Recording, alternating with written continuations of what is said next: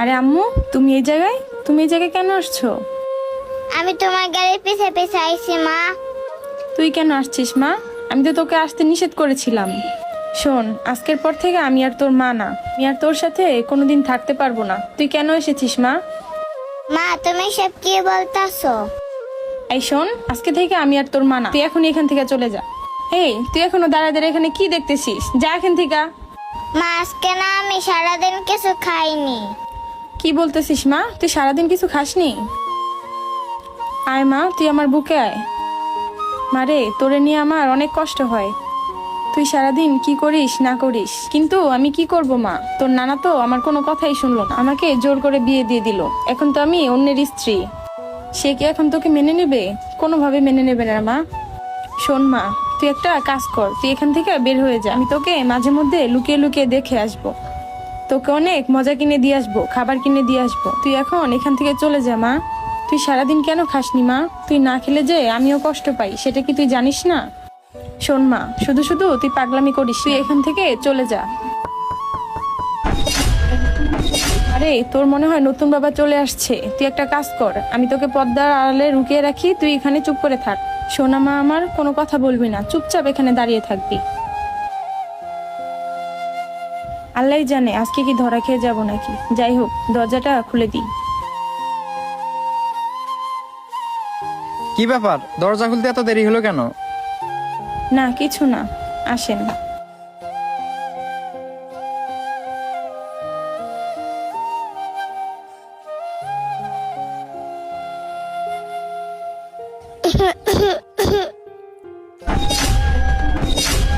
কি ব্যাপার, রুমের ভিতর কাশি দিল কে?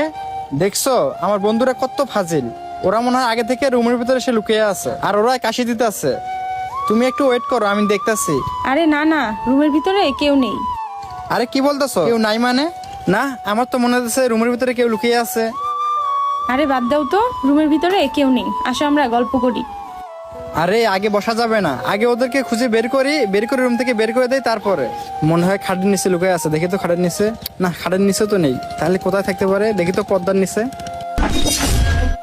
আরে তুমি কে? আমি আমার মার কাছে আইছি। কি বলতেছো? তুমি তোমার আম্মুর কাছে আইছো মানে? আর তোমার আম্মুই বা কে? এটা আমার আম্মু। আফসানা, কি বলতেছে এই মেয়েটা? তুমি নাকি ওর মা? আরে জীবন, তুমি ভুল বুঝো না, বাচ্চাটা কি বলতে যে কি বলেছে, ও তো একটা ছোট মেয়ে। আম্মু তুমি মিথ্যা কথা বলতাছো কেন? তুমি তো আমার মা।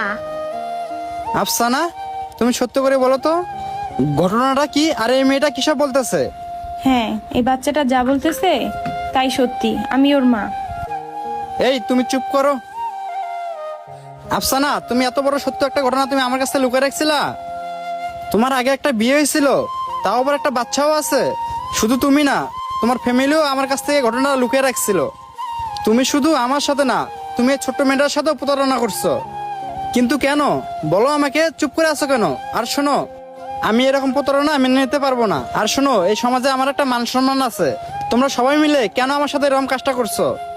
আফসানা শোনো, আমি আর তোমাকে নিয়ে সংসার করতে পারবো না। তুমি এখনই আমার বাসা থেকে বের হয়ে যাও এই বাচ্চাটাকে নিয়ে।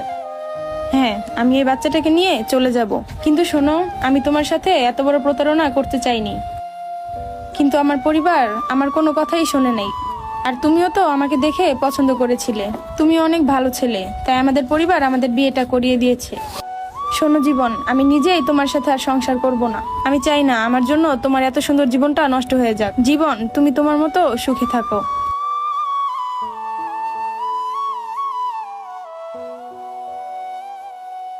মা চল, আমরা চলে যাই। এই দাঁড়াও, তোমাদের আর দুজনকে কাউকে এখান থেকে যেতে হবে না। আমাকে তুমি ক্ষমা করে দাও, আমি তোমার জীবনটা পুরোই নষ্ট করে দিয়েছি, আমাকে চলে যেতে দাও। সবচেয়ে বড় কথা কি, আমি আমার মেয়েটাকে ছেড়ে এক মুহূর্ত থাকতে পারবো না। জীবন, তোমাকে আমি একটা কথা বলি, শোনো। তুমি কি জানো আমি চলে আসছি দেখে এই মেয়েটা আজকে সারাদিন না খেয়ে আছে। আর যখন এটা আমি জানতে পারলাম, তখন আমার বুকটা কষ্টে ফেটে যাচ্ছে। শোনো জীবন, আমি আমার মেয়েটাকে ছাড়া এক মুহূর্ত থাকতে পারবো না। প্লিজ তুমি আমাকে আর আমার মেয়েকে যেতে দাও। শোনো আফসানা, তোমার এই মেয়েকে নিয়ে তোমাকে আর কোথাও যেতে হবে না।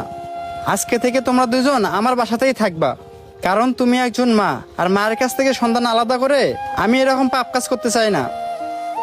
আমি তো এখন শুধু তোমার একটা পরীক্ষা নিতেছিলাম, তুমি শুধু আমাকে চাও নাকি তোমার সন্তানকে চাও, আর সেজন্য তোমার একটা পরীক্ষা নিতেছিলাম। শোনো, তুমি এখন আমার সেই পরীক্ষায় পাশ করেছো।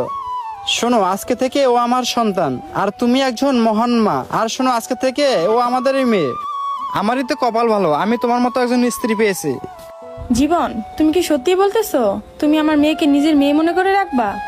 হ্যাঁ, আমি সত্যি বলতেছি, আজকে থেকে এ আমার মেয়ে, আর আমরা তিনজন মিলে আমার এই ছোট্ট সংসারটা অনেক সুন্দর করে সাজাবো। তো আম্মু, তুমি নাকি সারাদিন কিছু খাওনি? তুমি বসো এখানে, আমি তোমার জন্য খাবার নিয়ে আসতেছি। সত্যি বলতেছ বাবা? কিছু সময় পর মানুষ আপন হয়ে যায়। আমাদের ভিডিওটি ভালো লাগলে অবশ্যই লাইক, কমেন্ট, শেয়ার করে সকলকে দেখা সুযোগ করে দেবেন। ধন্যবাদ সবাইকে। আসসালামু আলাইকুম।